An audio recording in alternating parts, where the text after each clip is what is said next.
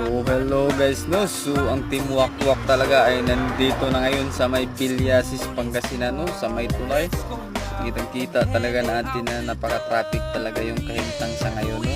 So yung mga ulo ng mga driver na yan ay slow na talaga, no? Naiinitan na talaga yan sila, no? Gawa nung medyo sila na-stuck sila ng konti. At mabuti naman tong direksyon na ating patutunguhan ay medyo talaga maaliwalas at medyo tuloy-tuloy yung takbo talaga natin, no? So sila lang talaga nang nagkataon na sila ang na-stuck up talaga dyan sa may trapikan. So tayo ay kitang-kita natin talaga na medyo silaw-silaw talaga yung kahimtang at medyo mainit talaga sa mata. Sa mga panahon na ito ay atin na rin binibilis-bilisan at nang makakain at medyo gutom-gutom na talaga tayo, no?